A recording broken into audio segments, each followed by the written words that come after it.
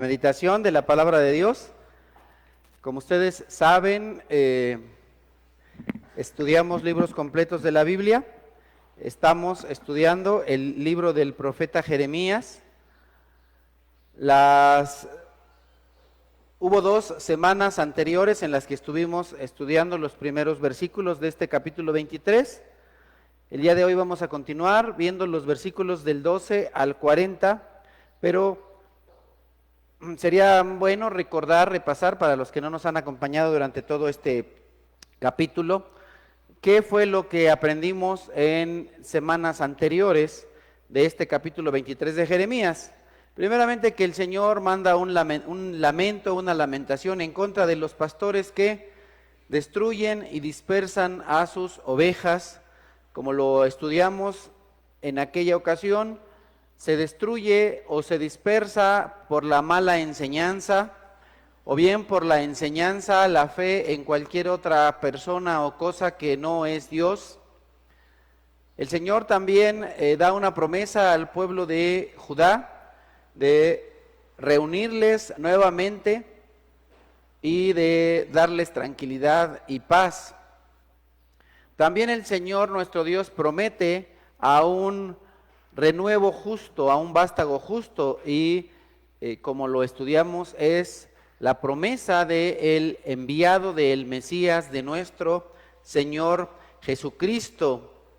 También aprendimos que en aquel tiempo, en el pueblo de Israel y de Judá, en el templo que Dios permitió que se le construyera para su alabanza y su gloria, aún ahí había maldad dentro del templo.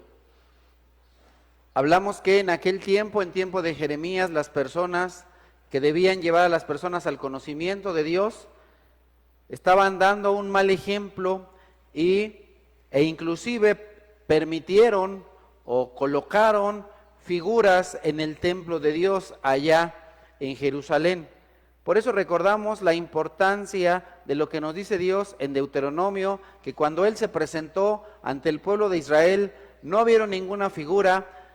Por lo tanto, Dios nos advierte, le advierte al pueblo de Israel y también a nosotros, de no corromperse haciendo ídolos o figuras en forma de imagen de hombre o de mujer o de cualquier otra cosa.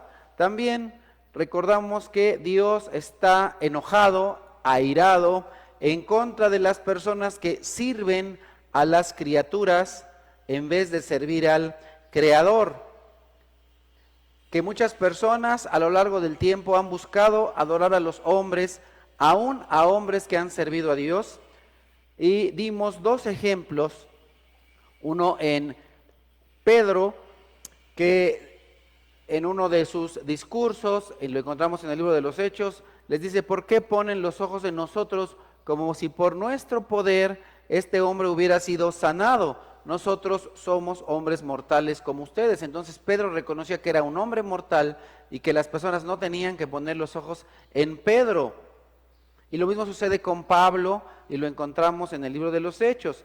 Pablo les dice a las personas: ¿por qué nos miran a nosotros? ¿Por qué ponen sus ojos en nosotros? ¿Por qué ponen su mirada en nosotros? Como si por nuestro poder o virtud hubiéramos hecho este milagro.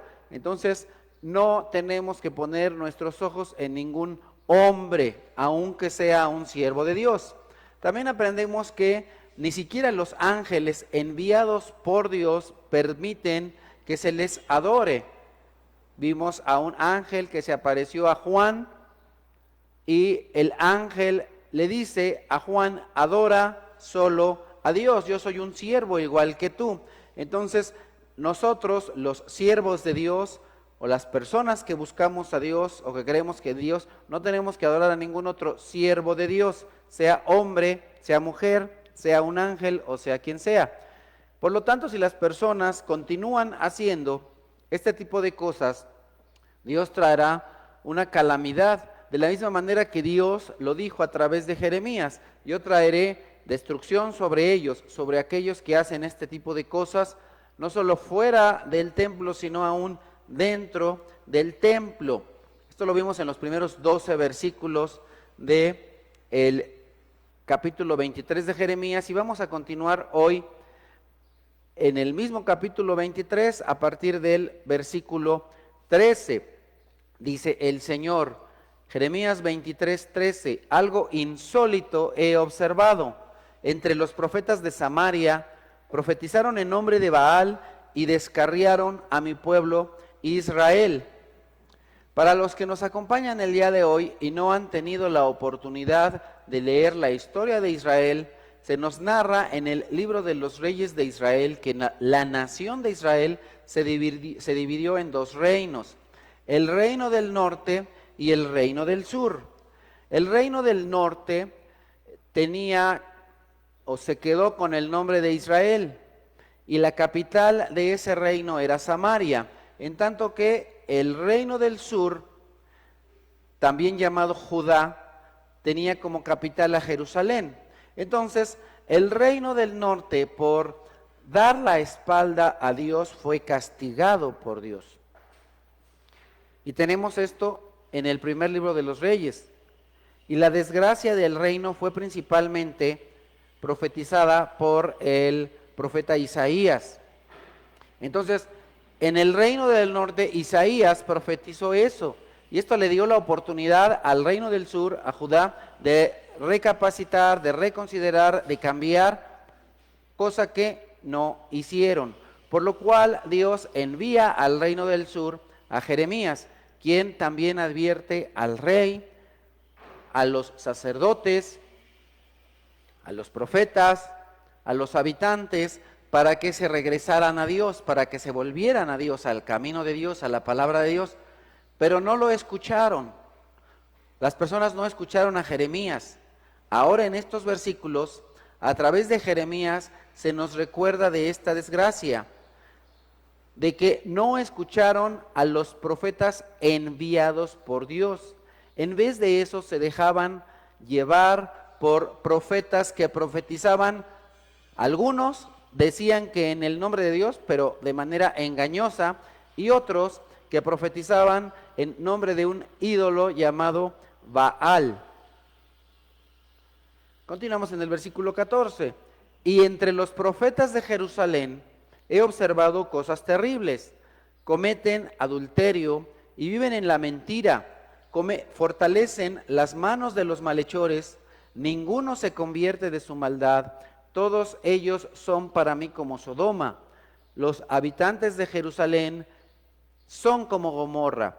La semana pasada hablamos respecto de ese adulterio espiritual, pero también físico. Y aquí nuevamente se habla acerca de este pecado de los profetas de Jerusalén. Tenemos adulterio, mentira y no reprender a los malhechores, sino en vez de eso darles ánimo, darles fortaleza. Y aquí nosotros nos encontramos en una comparación entre Jerusalén con Sodoma y Gomorra, lugares que Dios destruyó por la cantidad de pecados que habían en estas ciudades, por la ociosidad, por la inmoralidad sexual que prevalecía allí. Recordemos que la palabra sodomita se empleaba en aquel tiempo y aún al día de hoy para hacer referencia a homosexualidad, lesbianismo, relaciones sexuales fuera del orden que Dios creó y que abundaban en ese tiempo, pero que lamentablemente al día de hoy estamos en una sociedad que actúa de una manera muy similar. Vemos con tristeza que aún el lesbianismo y el homosexualismo se han filtrado aún a niveles muy altos en varias religiones. Y con tristeza y también con vergüenza lo digo, algunas, según llamadas iglesias cristianas, mal llamadas iglesias cristianas. ¿Por qué digo mal llamadas? Porque no deberían llamarse iglesias cristianas, ya que en un lugar en el que debe prevalecer el orden, no de los hombres, sino el orden de Dios, se han corrompido. Entonces es triste, es vergonzoso que en iglesias cristianas haya pastoras, cosa que Dios no permitió ni en el Antiguo ni en el Nuevo Testamento, pero peor aún, pastoras lesbianas. Eso es verdaderamente lamentable. O pastores homosexuales. ¿Cuántas veces no se ha criticado a la iglesia tradicional mexicana, que es la más tradicional en el mundo, de abusos a niños por líderes de iglesias? Pero es triste que algunas que se llaman iglesias cristianas hagan lo mismo. Entonces, no nos queda al día de hoy, al igual que en tiempos de Jeremías, que lamentar porque esto haya sucedido y porque siga sucediendo. Y tenemos que pensar, igual que Jeremías, que el castigo será terrible para todas estas personas, ya que por su culpa el nombre de Dios es ofendido, el nombre de Dios es blasfemado, y esto también ha provocado que muchas personas se alejen del cristianismo, culpando a Dios o embarrándolo por los pecados, por las suciedades que cometen los hombres, cuando Dios de ninguna manera tiene la culpa de que hombres pecadores que se hagan llamar cristianos corrompan la iglesia del Dios verdadero, corrompan el cristianismo, que manchen con sus pecados el cristianismo. Por eso tenemos que orar a Dios para que Dios tenga misericordia de cada uno de nosotros que le servimos, para que no nos deje caer en pecado, para que nos libre de tentaciones, de las tentaciones que están cada día a la puerta. Avancemos al versículo 15. Por tanto, así dice el Señor Todopoderoso contra los profetas: haré que coman alimentos amargos y que beban agua envenenada, porque los profetas de Jerusalén han llenado de corrupción todo el país. Dios traerá amargura a todas las personas, principalmente a los líderes religiosos que desvían del camino de Dios a las personas, que desvían la adoración que debe recibir únicamente Dios.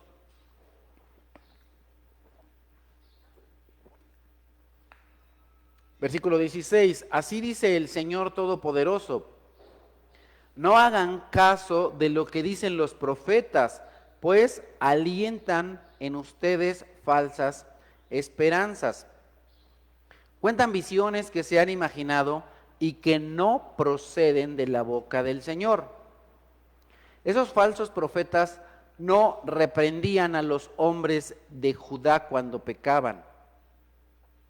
Ese es el deber de un buen padre, de un buen hermano, de un verdadero pastor, de un verdadero siervo de Dios. No solo dar aliento y ánimo a las personas, sino también confrontarles con su pecado, algo que muchas veces no se hace.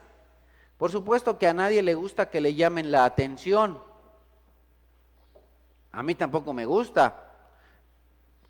No es agradable, pero es necesario, es algo que tenemos que hacer. Estos profetas tenían que haber dicho en tiempo de Jeremías lo mismo que le decía el pueblo de Israel, lo mismo que Isaías le decía al pueblo de Israel. ¿Qué es lo que decía Isaías al pueblo de Israel? Al reino del norte. No hay paz para el malvado, dice el Señor. Isaías 48, 22. Y en el capítulo 57 dice nuevamente: no hay paz para los malvados, dice el Señor. Pero los profetas no hacían eso, ni en Israel ni en Judá. En lugar de eso, hacían lo que Jeremías nos refiere a continuación. Jeremías 23, 17. A los que me desprecian les aseguran que yo digo que gozarán de bienestar.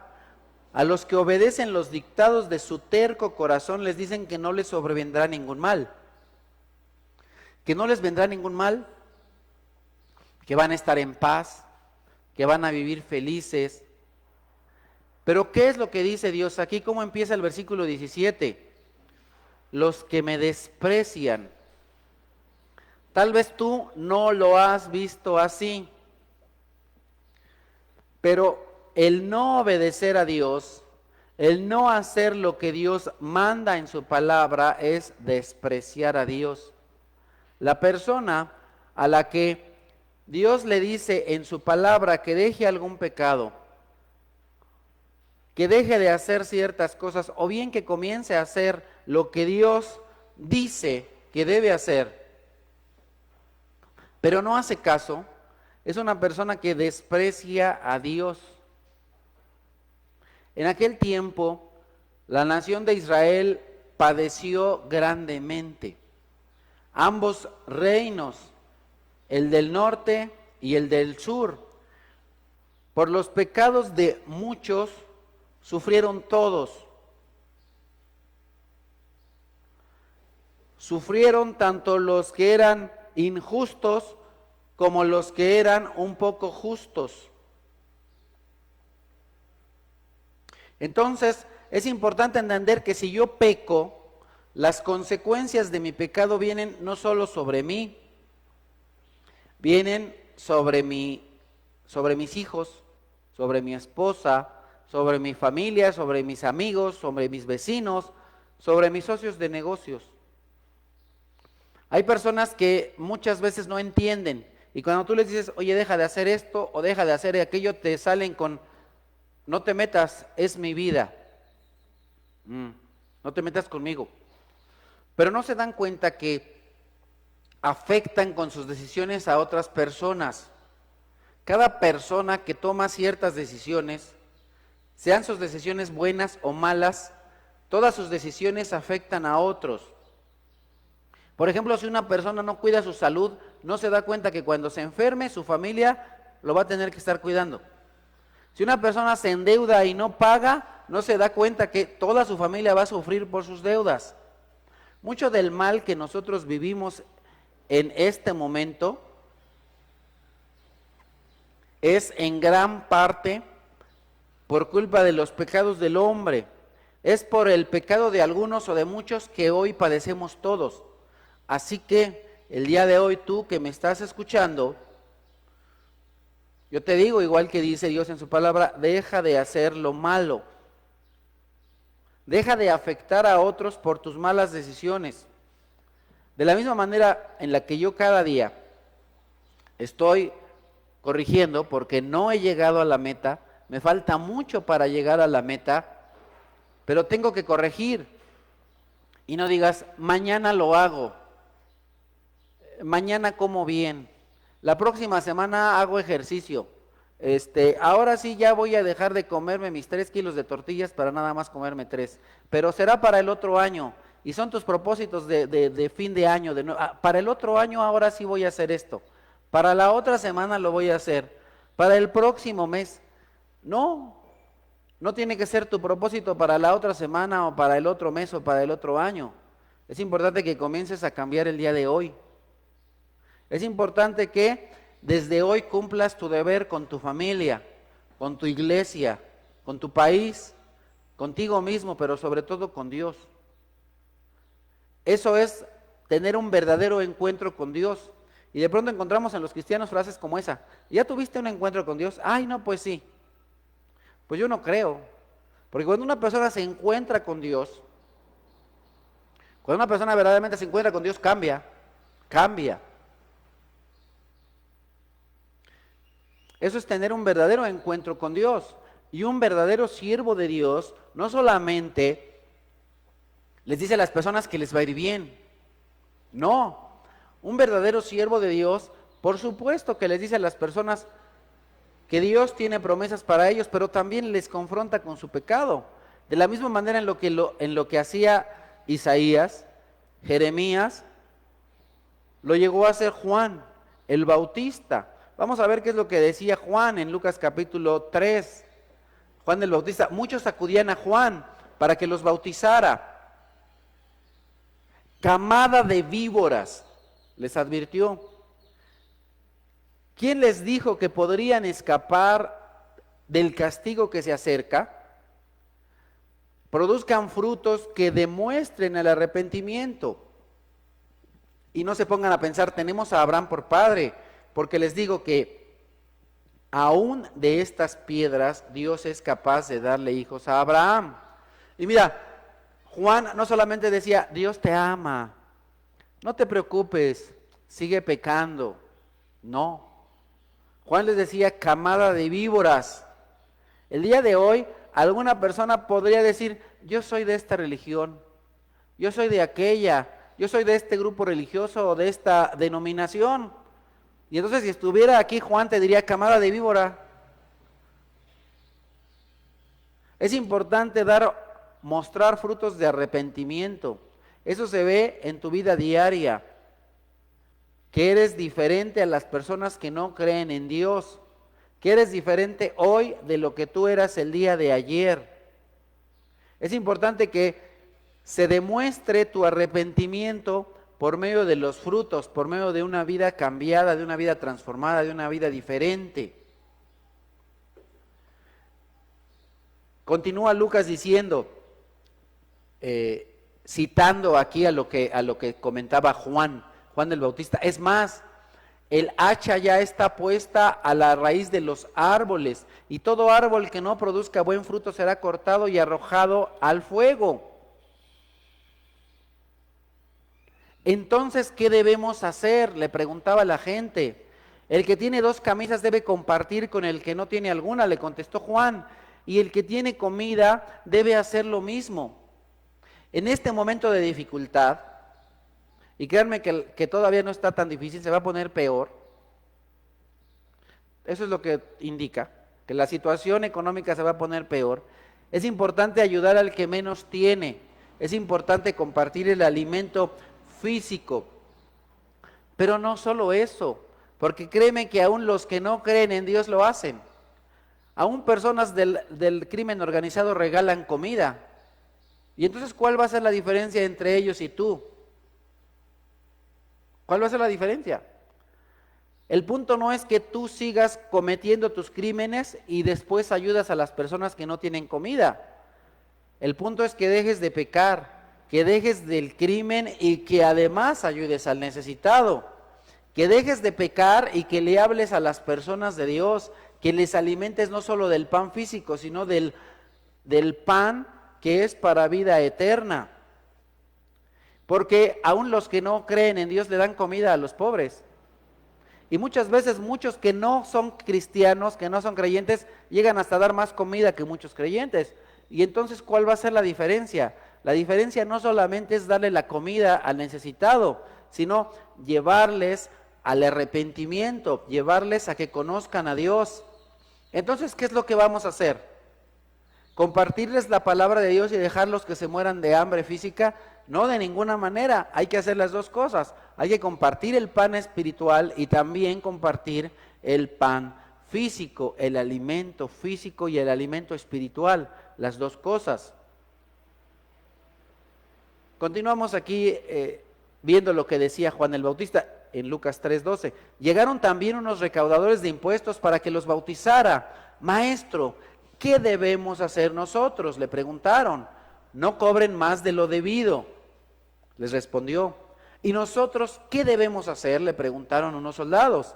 No extorsionen a nadie, ni hagan denuncias falsas, más bien confórmense con lo que se les paga.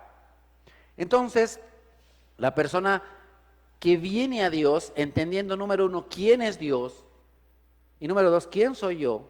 Cuando entiendo quién soy yo, entonces eso me tiene que llevar a preguntarle también a Dios, preguntarle a la persona que te enseña de la Biblia, maestro, ¿qué tengo que hacer? Preguntarle a Dios, Dios mío, ¿qué tengo que hacer? ¿Qué tengo que hacer? Entonces, cuando una persona tiene un verdadero encuentro con Dios, viene y le pregunta a Dios, Señor, ¿qué tengo que hacer? ¿Qué tengo que hacer? ¿Por qué? Porque se da cuenta que Dios es santo, que Dios es justo, que Dios es bueno, que Dios es perfecto. Y la persona se da cuenta que es pecador. Yo me doy cuenta que soy pecador, que estoy mal, que llevo una vida que es incorrecta delante de Dios, que todavía me faltan muchas cosas por cambiar, por corregir. Y entonces cada día me tengo que preguntar y le tengo que preguntar a Dios, Señor, ¿qué tengo que hacer? ¿Qué tengo que hacer yo? Entonces esto nos tiene que llevar a pensar que la persona que verdaderamente se encuentra con Dios busca cambiar, tiene un deseo de cambiar, un deseo de corregir. Y entonces cada uno de nosotros nos tenemos que mover en ese sentido, en el sentido del arrepentimiento, del cambio, de la transformación continua, día a día. La Escritura nos dice en Hebreos 12, ciertamente ninguna disciplina en el momento de recibirla parece agradable, sino más bien penosa. Sin embargo, después produce una cosecha de justicia y paz para los que han sido entrenados por ella. Entonces, muchas personas consideran que lo que hacen es bueno y desprecian a Dios, desprecian la disciplina de Dios, considerándose sabios. Pero no, para que nosotros podamos tener una cosecha de justicia y de paz, para que podamos cosechar paz y cosechar justicia, ¿qué es lo que se requiere? Ser entrenados por la disciplina, ser entrenados por la corrección, aceptar que Dios nos corrija una y otra y otra y otra vez. Recordemos que el entrenamiento, hablando por ejemplo de un atleta, una persona que entrena no es una persona que va y camina 15 minutos y ya se acabó, no, es una persona que continuamente lo está haciendo, lo hace una y otra y otra y otra vez. Eso implica una disciplina. Entonces un cristiano tiene que ser disciplinado, tiene que todos los días hacer lo correcto, cada día hacer lo correcto. No solamente una vez y ya, no. El verdadero atleta está todos los días entrenando, todos los días entrenando. ¿Entrenando para qué? Para la competencia, para la batalla. El cristiano tiene que estar entrenándose todos los días para después enfrentar una lucha, una dificultad diaria, para salir triunfador, para salir vencedor. Entonces es importante, para poder ser vencedor, ser corregido, tener una disciplina. La disciplina es corrección, que te estén corrigiendo una vez y otra vez y otra vez y que te digan, no hagas esto, no hagas esto, no hagas esto, no hagas esto, y entonces que tú entiendas, no lo voy a hacer, no lo voy a hacer, no lo voy a hacer, y entonces dejas de hacer todas esas cosas que están haciendo mal. Pero para eso se requiere ¿qué? Disciplina, corrección continua, entrenamiento, diligencia. Diligencia, no negligencia. Eso es lo que nosotros requerimos.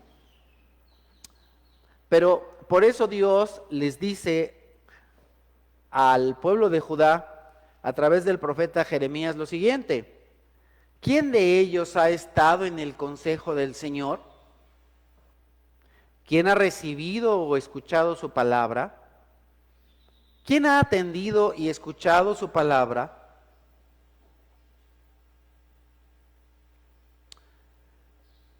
El huracán del Señor se ha desatado con furor. Un torbellino se cierne amenazante sobre la cabeza de los malvados. La ira del Señor no cesará hasta que haya realizado por completo los propósitos de su corazón. Dios va a estallar en furor contra aquellos que no lo escuchan, que lo desprecian. La ira de Dios no cesará. ¿Qué les he comentado en más de una ocasión? A que mediten, ¿a quién le temes? Algunos le temen a los ladrones, al cártel, a las deudas, a las enfermedades, al diablo. Pero ¿qué es lo que te he dicho repetidamente? Dios te puede librar de un ladrón, Dios te puede librar de una deuda, Dios te puede librar de un ejército, de una enfermedad, de Satanás, de la muerte, pero nadie te puede librar de Dios. El peor enemigo que puedes tener es Dios. Por lo tanto, nuevamente hazte las preguntas que Dios le hace a estas personas a través de Jeremías. Pregúntate, ¿he estado atento al consejo de Dios? ¿He escuchado el consejo de Dios con atención? ¿He recibido la palabra de Dios? ¿He escuchado la palabra de Dios? Pregúntate, ¿yo le he puesto atención a la palabra de Dios, es decir, a la Biblia? ¿Te has preguntado eso? Deja de pecar. Deja de pecar, pero sobre todo si aún no lo has hecho, acepta a Dios como tu Dios y a Cristo como tu único y suficiente Salvador. Ahora, si tú ya aceptaste a Dios, entonces confiésalo públicamente con tu boca, es decir, bautízate. Ahora, hay muchas personas que no lo quieren aceptar, que niegan la existencia de Dios, o bien que oyen a personas que están enseñando incorrectamente la palabra de Dios. Pero, ¿qué es lo que dice a continuación Dios a través de Jeremías 23:20? Al final de los tiempos lo comprenderán con claridad. Yo no envié a esos profetas, pero ellos corrieron. Ni siquiera les hablé, pero ellos profetizaron. Al final de los tiempos se darán cuenta que muchos de los profetas de la antigüedad no fueron enviados por Dios. De la misma manera que muchos de los que el día de hoy, mayo de 2020, muchos se dicen profetas, pero no fueron enviados por Dios. Muchos de hoy se atreven a decir, Dios me dijo esto, Dios me dijo aquello, y no es más que el producto de su imaginación, pues Dios no les ha dicho nada. El día de hoy estamos tan invadidos en el mundo, en México, de falsos apóstoles y de falsos profetas. A mí me da mucha tristeza que hoy en muchas iglesias cristianas cualquier persona se haga llamar un apóstol o un profeta. Y si no eres apóstol o profeta, para ellos no eres nadie. Pues qué triste, qué triste. Continuamos en Jeremías 23:22. Si hubieran estado en mi consejo, habrían proclamado mis palabras a mi pueblo. Lo habrían hecho volver de su mal camino y de sus malas acciones. Pero, ¿qué es lo que se oye muchas veces de esos falsos apóstoles, falsos profetas? Dios me dijo que no te vas a enfermar. Dios me dijo que te vas a sanar. Dios me dijo que te van a dar un aumento de sueldo. Dios me dijo que te vas a comprar un coche. Dios me dijo que la pandemia se va a terminar la próxima semana. Dios me dijo que tu papá no se va a enfermar, o si ya está enfermo, Dios me dijo que tu papá no se va a morir. Dios me dijo. Aún al día de hoy muchas personas se sienten más que Dios y les encanta decir, yo declaro en el nombre de Dios que tu papá está sano. Yo declaro en el nombre de Dios que no hay más enfermedad. Yo declaro que no hay más hambre. ¿Cómo les encanta usar esa palabra de yo declaro? Más de un líder, al igual que yo, les decimos, ¿quieres declarar? Pues declara tus impuestos. Paga la hacienda lo que debes. ¿Quieres declarar? Declara que cuando tenías 5, 10, 12 años te robaste unos dulces. ¿Quieres declarar? Declara eso. ¿Quieres declarar? Declara que fuiste infiel a tu esposa. Declara que te agarraste un dinero que no era tuyo. ¿Quieres declarar? Declara eso. Pero deja de darle falsas esperanzas a la gente. A todas estas personas les encanta decir, yo declaro, o Dios me dijo. Y no le dicen a las personas, corrige tu camino, porque no sabes si vas a vivir mañana. Eso es lo que Dios nos enseña. Que la persona, siervo de Dios, tiene que decirles a las personas, corrige tu camino, porque no sabes si vas a vivir mañana. En varias ocasiones me han preguntado, hermano, ¿cómo le hacemos para que vengan más personas a la iglesia? Y les digo, eso está re fácil. Eso está muy fácil. Si en esta iglesia les decimos a las personas, no leas tu Biblia, no necesitas orar. Si vienes o te reúnes, pues reúnete cuando quieras. Yo declaro que te va a ir bien, que vas a tener salud, dinero y amor.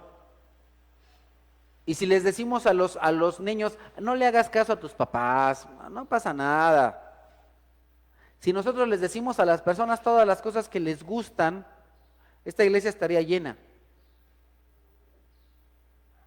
¿Por qué? Porque a las personas les gusta ir a los templos en los cuales no les dicen que hay que corregir algo. A las personas les encanta ir a los templos en los cuales se sienten felices y escuchan lo que quieren escuchar. Pero no se trata de tener templos llenos con gente feliz que escucha lo que quiere escuchar, sino se trata de tener gente arrepentida, gente que deja atrás el pecado, cualquier pecado que éste sea. Ahora en el versículo 23 dice el Señor: ¿soy acaso Dios solo de cerca? ¿No soy Dios también de lejos?, afirma el Señor. Entonces Dios está en todos lados y Dios ve todo con agudeza. Y al mismo tiempo puede ver todo de forma panorámica, pero también ver un detalle muy pequeño. Dios ve cada detalle de nuestras vidas. No todos quieren reconocer esta verdad.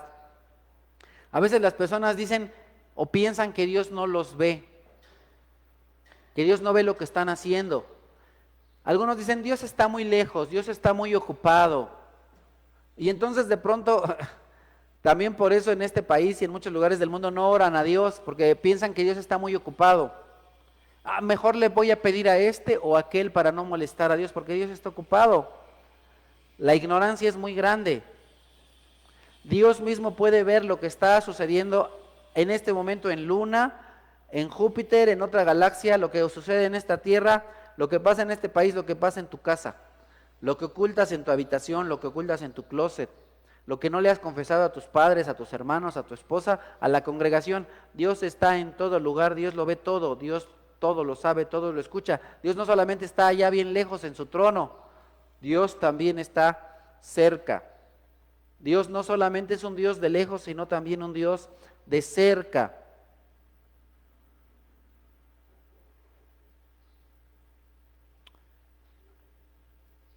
(23, 24) ¿podrá el hombre hallar un escondite donde yo no pueda encontrarlo?, afirma el Señor.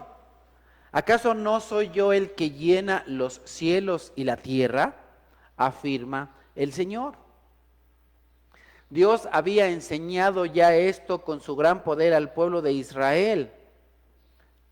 Y el mismo David hizo un canto en el cual se nos da una enseñanza teológica tan importante que encontramos en el Salmo 139. David reconoció esto también muchos años antes que lo escribiera el profeta Jeremías. Y eso es algo que el pueblo de Israel debería saber, Judá debería saber, tú y yo tenemos que saber. Salmo 39, empezando del versículo 7. ¿A dónde podría alejarme de tu espíritu? ¿A dónde podría huir de tu presencia? Si subiera al cielo, allí estás tú. Si tendiera mi lecho en el fondo del abismo, también estás allí.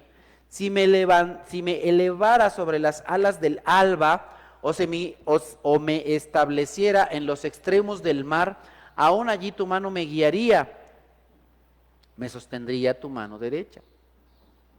Si me voy en avión para estar lejos de la tierra, ahí está Dios. Si me voy a lo más profundo del océano, ahí está Dios. Si me voy hasta China o Rusia o Corea, allá está Dios. Y ahora si me voy a México o Ecuador, ahí está Dios. Si me voy a la Patagonia o más allá, ahí está Dios. Si me voy a Alaska, también está Dios. Si me voy al infinito y más allá, ahí está Dios. No me puedo escapar de la presencia de Dios. Entonces esto me lleva a dos cosas. Si te quieres escapar, huir, como para esconderte y hacer algo incorrecto pensando que Dios no te va a ver, te equivocas. Ahí está Dios. Pero con una manera de pensar opuesta, si tú estás haciendo lo correcto, no importa en qué parte del mundo o del universo te encuentres, ahí está Dios. Nuevamente, si tú estás haciendo lo correcto, ahí está Dios sosteniéndote, acompañándote. Así estés en tu casa, en un hospital, caminando por la calle, en una cárcel tal vez, padeciendo por un delito que no cometiste. Así estés caminando libre o por la calle o secuestrado, ahí está Dios. Y entonces tú me podrías decir, oye, ¿cómo es que me dices que me robaron y ahí está Dios?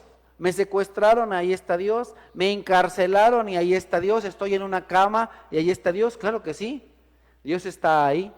Y hay algo que es más importante para Dios y que debe ser el día de hoy más importante para ti, y espero que te conectes con Dios, con la idea de Dios, y pon mucha atención porque esto es súper, súper importante.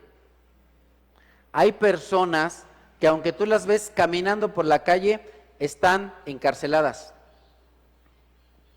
De la misma manera que el día de hoy, personas que tal vez tú sepas que están en la cárcel, son libres. Hay personas que están en su casa y que tal vez están viendo la tele el día de hoy, pero que están enfermas. Hay personas que el día de hoy están en una cama de hospital y son sanas. Aún personas que están entubadas y con un montón de aparatos conectados a su cuerpo están sanos. Y entonces tú me puedes decir, oye, a este cuate ya se volvió medio loco porque con el quédate en casa, como que el cerebro ya se le sobrecalentó y ya se le zafó un tornillo. No, mi querido amigo que me estás escuchando hoy, esta es la locura del Evangelio de Cristo. Es locura para los hombres. Dios te da la oportunidad, si todavía no lo haces, de ser librado de la enfermedad llamada pecado, de estar encarcelado, atado con un grillo de pecado, estar atado a una relación incorrecta, a un negocio incorrecto, estar amarrado a la influencia del enemigo de Dios que todavía sigue teniendo su influencia hoy en los que viven en desobediencia. Así es, querido amigo que nos escuchas hoy, a Dios le importa más tu salud espiritual que tu salud física. De tal manera que el día de hoy, si yo me enfermo de la gripa de pollo, de la gripa de puerco, de la tos de murciélago o de lo que sea, aunque mi cuerpo se enferme y llegara yo a estar en una cama entubado, eso no me importa, porque en mi espíritu, en mi corazón, yo ya he sido sanado. Puedo estar en mi casa encerrado o en cualquier otro lugar y eso no me importa. ¿Por qué? Porque Dios ya me ha hecho libre. Yo soy libre. Para esto Cristo murió por mí en una cruz. Así pues, como lo dice mi maestro, no teman a los que destruyen el cuerpo, pues después de eso nada les pueden hacer. No le teman al COVID, ese que destruye el cuerpo, porque después de eso nada les puede hacer. Les voy a enseñar a quién le deben temer. Teman a aquel que es capaz de destruir el cuerpo y el alma en el infierno, y es Dios, porque recordemos que el que tiene el gobierno del infierno no es el diablo, es Dios, el Todopoderoso, el Creador del cielo y de la tierra, el que es Dios de lejos y de cerca, el que te sostiene con su mano derecha si tú ya lo has aceptado. O bien, el día de hoy te puede comenzar a sostener si le entregas tu vida a partir de hoy. Este es Dios. Y si dijera, Salmo 139, que me oculten las tinieblas, que la luz se haga de noche en torno mío, ni las tinieblas serían oscuras para ti, y aún la noche sería clara como el día. Lo mismo son para ti las tinieblas que la luz. Esta situación que estamos aconteciendo el día de hoy, tal vez puede parecer para ti que estás en medio de una densa oscuridad, como que no ves la luz al final del camino. No te angusties, solamente pon tu fe en Dios, en el Dios que dijo, hágase la luz, y la luz llegó a existir. Pero ¿y entonces cómo Dios le hacía para ver si no había luz? Porque Dios es luz y ningunas tinieblas hay en Él. Dios puede ver lo que tú no ves. Dios puede ver el final de todas las cosas con la misma claridad que Él vio el principio. Y entonces, para Dios todo es claro y debes confiar en Él. Y te debes preguntar, ¿amo a Dios? ¿Creo en Dios? Si tu respuesta es sí a las dos preguntas, entonces no te preocupes. Solamente ve por el camino que Dios te traza, aunque te parezca que no es claro. ¿Por qué? Porque Dios te lleva por su camino a las moradas eternas, a la vida eterna.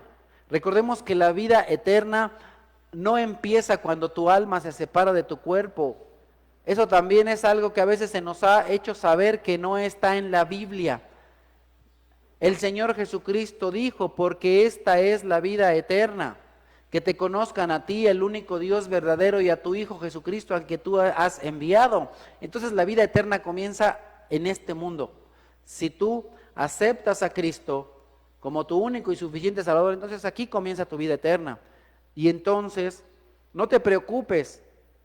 ¿Por qué pasa? ¿Qué está sucediendo? Para ti las cosas tal vez no son claras, pero para Dios sí. Para Dios las cosas son súper claras.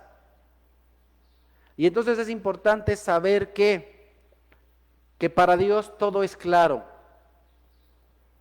Que Él sabe a dónde te lleva. Que tú tienes que confiar en Él. Aunque tú no veas qué está pasando, aunque tú no entiendas, aunque tú no sepas, confía en Dios, porque Él ve todo con claridad. Él sabe cuál es tu principio y cuál es tu fin.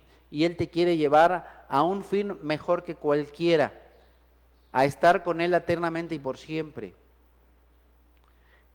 También este concepto importante de que Dios está en todo lugar, se lo dejó saber al hombre más sabio del mundo, que es Salomón. Cuando este hombre hace un templo para Dios, hace una declaración tremenda que nosotros encontramos en el libro de los Reyes, en el capítulo 8. Pero, ¿será posible, Dios mío, que tú habites en esta tierra? Si los cielos, por altos que sean, no pueden contenerte, mucho menos este templo que he construido. Sin embargo, Señor mi Dios, atiende a la oración y a la súplica de este siervo tuyo. Oye el clamor y la oración que hoy elevo en tu presencia. Salomón sabía que Dios es tan grande, tan enorme, mejor dicho, infinito, que está en todo lugar, que podía escuchar esta súplica, que podía escuchar su oración, pues a pesar de ser un Dios grande, un Dios infinito, también puede estar ahí escuchando esa súplica. Y el día de hoy, amado amigo, acércate a Dios. El día de hoy, hermano que crees en el Señor, no te impacientes. Dios está contigo. Dios no es un Dios lejano. Si tú ya aceptaste a Dios como tu único Dios y a Cristo como tu único y suficiente Salvador, entonces Dios vive en ti. Ahí está. Dios es un Dios de cerca. Regresamos a Jeremías 23. Vamos en el versículo 25. He escuchado lo que dicen los profetas, que profieren mentiras en mi nombre, los cuales dicen, he tenido un sueño, he tenido un sueño. ¿Hasta cuándo seguirán dándole valor de profecía a las mentiras y delirios de su mente? Con los sueños que se cuentan unos a otros, pretenden hacer que mi pueblo se olvide de mi nombre, como sus antepasados se olvidaron de mi nombre por el de Baal. Dios escuchaba lo que decían esas personas, al igual que el día de hoy escucha de aquellos que se hacen pasar por apóstoles y profetas, que se disfrazan de mensajeros de Dios. Por favor, querido amigo, ten cuidado.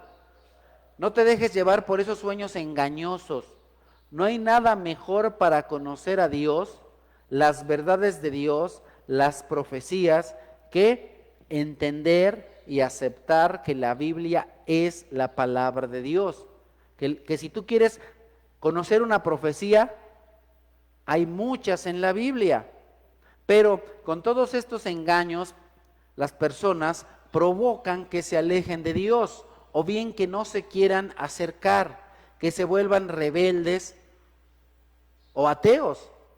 ¿Por qué? Porque les parece que la palabra de Dios no se cumple, sin entender que la verdadera palabra de Dios se ha cumplido, se cumple y se cumplirá. Por supuesto, cuando hablo de la palabra de Dios, me refiero a la Biblia, lo que dice la Biblia, no a lo que dicen los charlatanes y engañadores, pues por culpa de todos ellos que enseñan mentiras, o bien por los que enseñan verdades a medias o que distorsionan la palabra de Dios, que sacan la palabra de Dios de contexto, hacen que las personas crean, pongan su fe en personas o en cosas que no son Dios.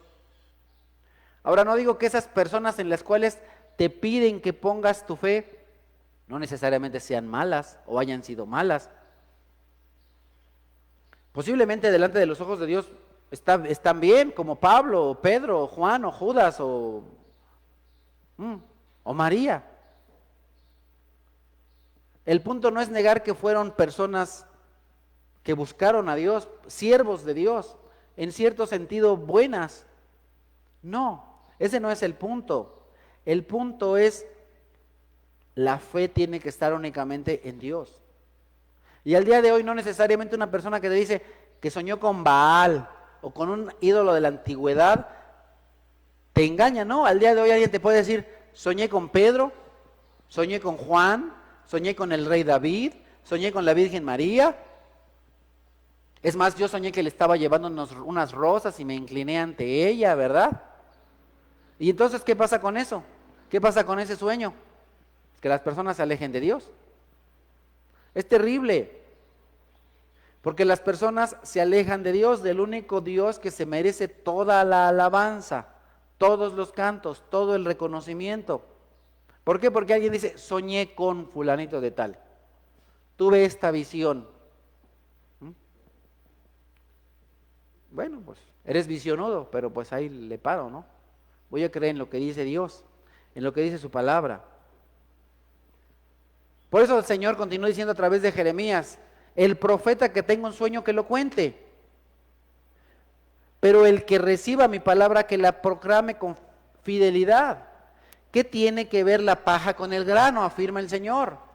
¿No es acaso mi palabra como fuego y como martillo que pulveriza la roca? Afirma el Señor. Entonces dice Dios,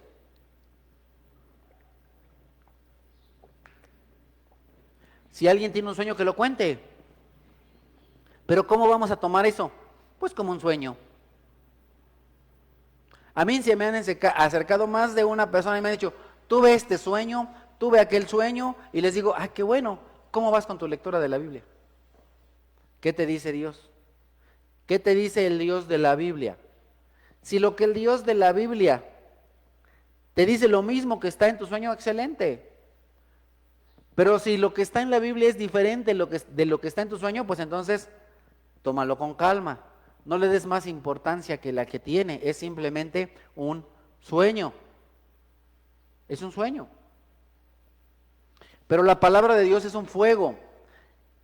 Y ahora recordemos que el fuego produce efectos diferentes según el material con el que interactúa. ¿Sí? Por ejemplo, el fuego, ¿qué le hace a la cera? La derrite, y al barro lo endurece. El fuego a la plata la purifica, y al oro, y a la escoria la quema. La palabra de Dios es poderosa y produce efectos diferentes según la persona, según el corazón de la persona, según la disposición de la persona. Así como Pablo lo escribe en la segunda carta a los Corintios, en el capítulo 2.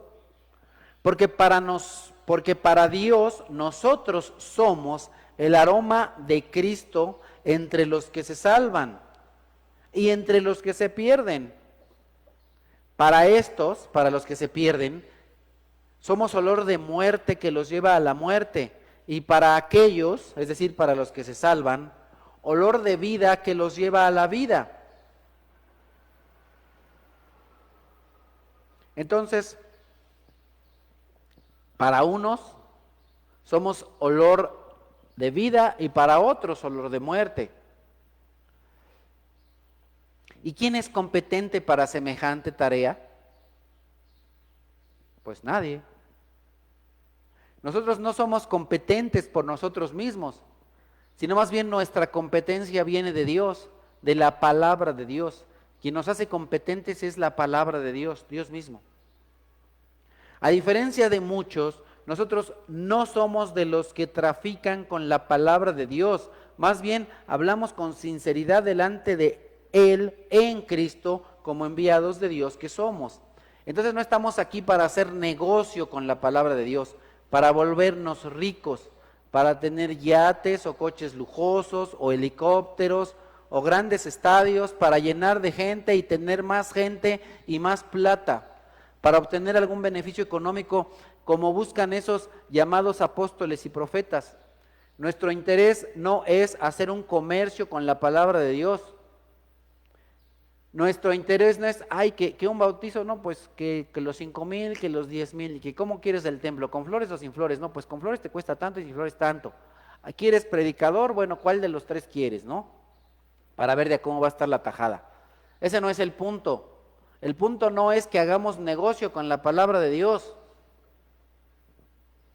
sino nuestro propósito de esta iglesia es que las personas conozcan a Dios, que las personas se salven, que las personas se conviertan en hijos de Dios, que sean nuestros hermanos.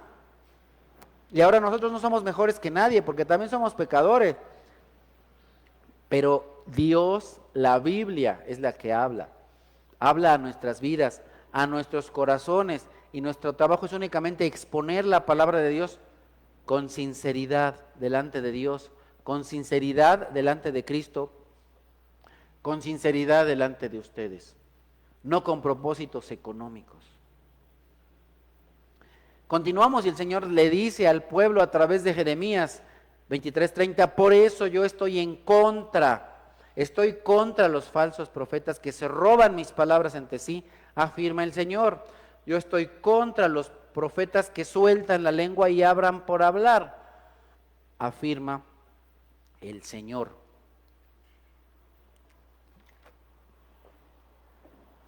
¿Y cómo es esto de que se roban mis palabras? Lo que sucede es que toman una pequeña porción de la Biblia y la dicen como si viniera de ellos mismos. O bien toman una parte pequeña de la Biblia y luego le agregan cosas que Dios no ha dicho. Esto me recuerda, por ejemplo, a Génesis, cuando la serpiente viene y le agrega cosas a lo que Dios dijo. Con que Dios les dijo que no pueden comer de ningún árbol, pero Dios les dijo que solamente había un árbol en particular del que no podían comer. Entonces, al día de hoy hay personas que agregan a la Biblia cosas que la Biblia no dice. Hay personas que solo hablan por hablar. Hay personas y hay lugares que se les llama iglesias en los que hablan y hablan y hablan y no se menciona la palabra de Dios. No hace referencia a la Biblia, sino a sus propias experiencias, a cosas que les pasan, a sus historias. Ahora, ¿es malo contar tus historias? No. Tus experiencias no, pero no es lo principal. Nuestra enseñanza no tiene que estar basada principalmente en nuestras experiencias, en nuestras historias. Es triste que en lugares haya, por decir algo, el 90% de hablar y hablar y hablar y el 10% de Biblia. ¿Qué es eso?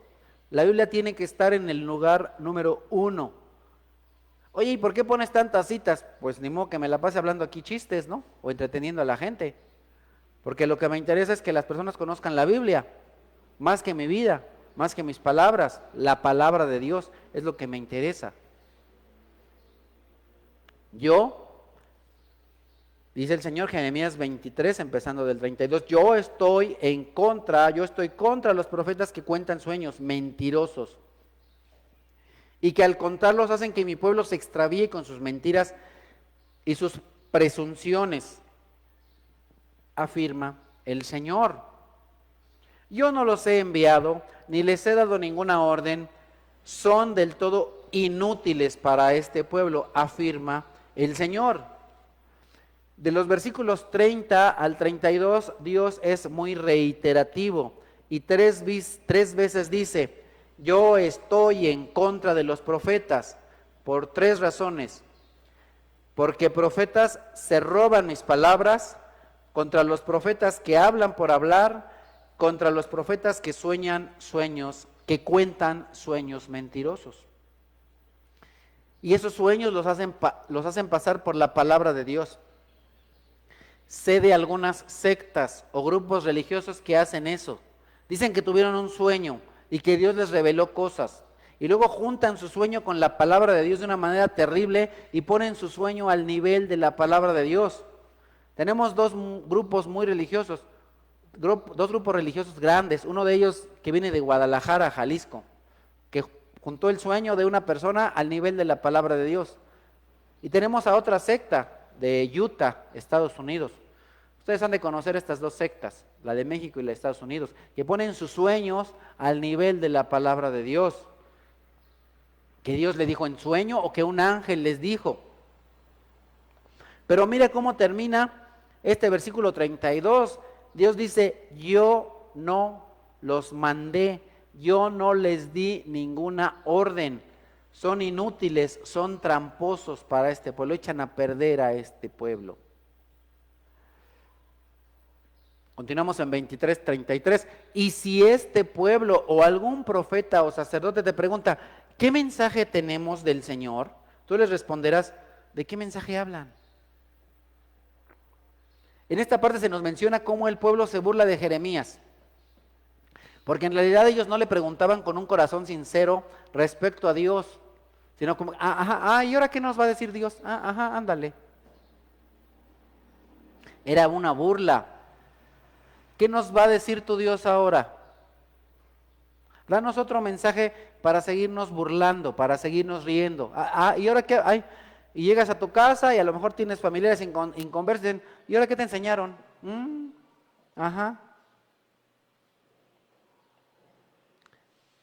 A ver, dame otro mensaje para seguirme burlando de ti. ¿Y cuál es la respuesta de Dios? Los voy a abandonar, yo no estoy con ustedes. Porque cuando ustedes preguntan solamente es para burlarse, para reírse del mensajero y del mensaje.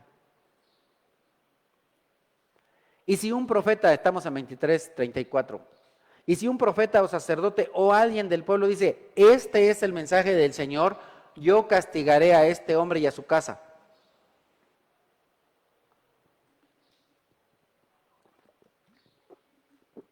Aquí Dios hace un fuerte llamado de atención para que no se tome a la ligera su palabra, la profecía, los mensajes que Dios da. Así deberán hablarse entre amigos y hermanos. ¿Qué ha respondido el Señor? ¿Qué ha dicho el Señor? Pero no deberán mencionar más la frase mensaje del Señor, o Dios me dijo, o yo declaro. Porque el mensaje de cada uno será su propia palabra, ya que ustedes han distorsionado las palabras de Dios. Aquí el Señor le está diciendo: eso no es algo que yo dije, es algo que ustedes dijeron. No digan: Dios me dijo, o yo declaro. No, esa es tu declaración, pero no es la de Dios. Ese es tu mensaje, no el de Dios. Ese es tu sueño, no el de Dios. Y si tú dices: yo declaro en el nombre de Dios, dices: yo declaro en mi nombre, no en el de Dios. Una persona no puede declarar en el nombre de Dios, porque no es Dios. Solo Dios dice. Así les dirás a los profetas. ¿Qué les respondió el Señor? ¿Qué les ha dicho? Pero si ustedes responden mensaje del Señor, el Señor dice: por cuanto ustedes han dicho mensaje del Señor, siendo que yo les había prohibido que pronunciaran esa frase, entonces me olvidaré de ustedes y los echaré de mi presencia, junto con la ciudad que les di a ustedes y a sus antepasados, y los afligiré con un oprobio eterno y con una humillación eterna que jamás será olvidada. Hay que tener cuidado cuando nosotros damos por hecho que hay algo que Dios dijo, que no está escrito, que no ha dicho Dios, que no ha mandado Dios. Porque ¿cuál es la consecuencia de esto? Humillación eterna, oprobio eterno, destrucción eterna. ¿Y qué vamos a hacer? Vamos a dejarnos engañar y vamos a seguir diciendo mensaje del Señor. Dios dijo, yo declaro. Cuidado con esas frases que de pronto se vuelven tan comunes que las decimos como si fueran ciertas, no pensando en que eso nos puede llevar a nosotros, al igual que llevó al pueblo de Israel, al igual que llevó al pueblo de Judá, al oprobio, la humillación eternas, al infierno, a la destrucción. Muy bien, ¿qué aprendimos el día de hoy? Primeramente, no hay que hacer caso de las personas que nos alientan con falsas esperanzas, con visiones que no proceden de la boca de Dios, sino de su propia imaginación. Pues al día de hoy, ¿qué es lo que las personas buscan en este momento de dificultad? Esperanzas. Pero tristemente muchas de las personas al día de hoy están dando falsas esperanzas a las personas. Tu familiar se va a sanar. ¿Y qué tal si Dios lo que quiere es que se muera? Y que esté en su presencia y que deje de sufrir en este mundo. Pero ¿qué es lo que la persona quiere? Falsas esperanzas. Y si aquí no me dan una falsa esperanza, si aquí no me dan una esperanza, ¿qué es lo que yo quiero oír? Me voy a otro lugar a donde escuche lo que yo quiero oír. No lo que Dios dice, sino lo que yo quiero oír. Así era el pueblo de Israel, así era el pueblo de Judá. Iban con aquellos que les decían lo que querían escuchar. Y alimentaban, les daban aliento en falsas esperanzas. Es importante entender que así como en aquel tiempo, en este tiempo, hay muchas personas a las cuales Dios no envió. Hay muchos falsos profetas hoy, al igual que hubo en el tiempo de Jeremías, que no fueron enviados por Dios, pero que ellos corren para autoproclamarse apóstoles y profetas, para decir que ellos tienen la verdad de Dios y que Dios les dijo.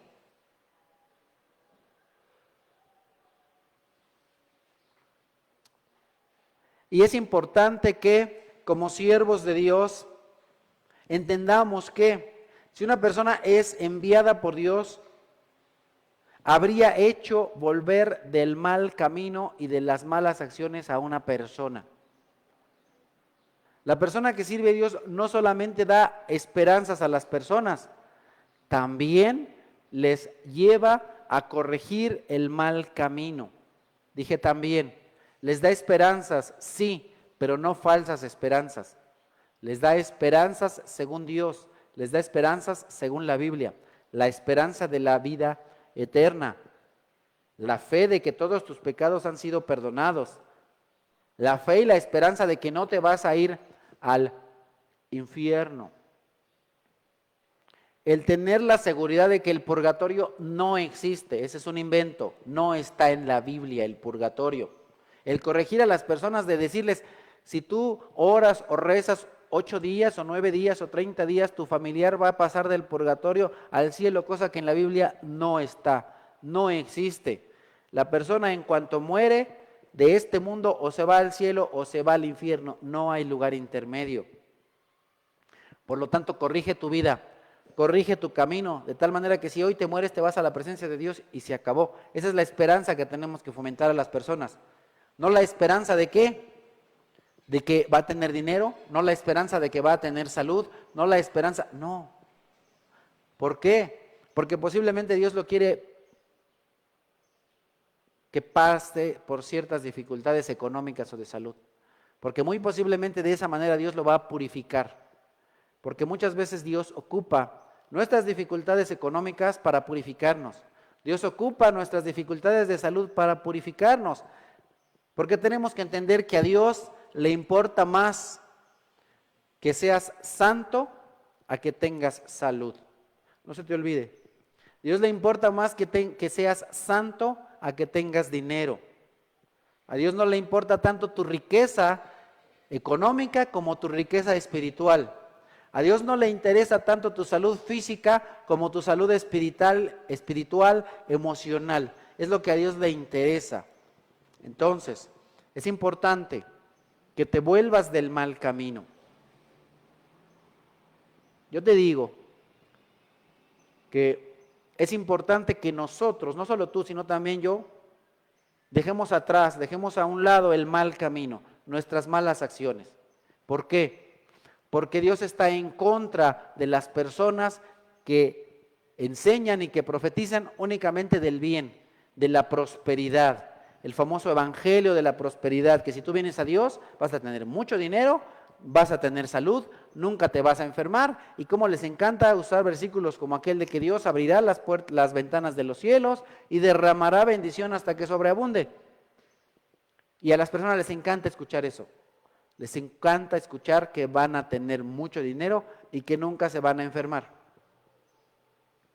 Cuando en alguna ocasión, bueno, no en una, en más de una ocasión, Pablo, por ejemplo, oró a Dios pidiéndole que le sanara de una enfermedad y el Señor le dijo: que te baste mi gracia, lo que tú necesitas es mi gracia, lo que tú no necesitas es tener mejor salud, lo que tú necesitas es la gracia de Dios, lo que tú necesitas es saber que todos tus pecados han sido perdonados a través de Cristo, en la cruz de Cristo.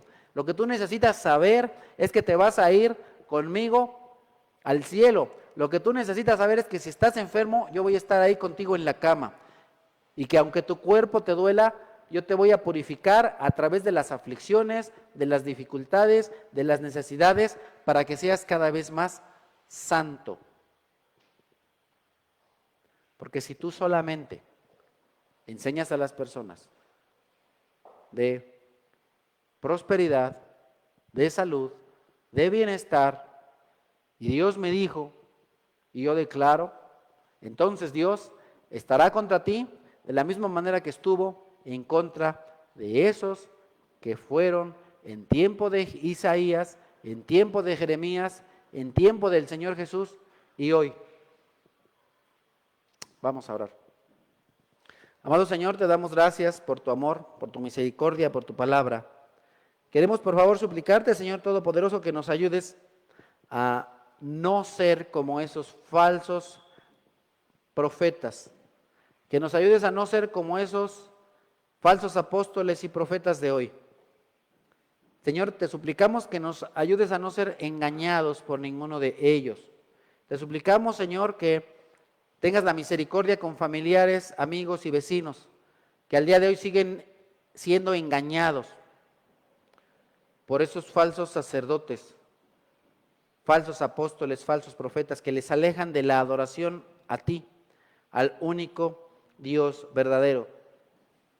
Ayúdanos, Señor, a corregir nuestras vidas.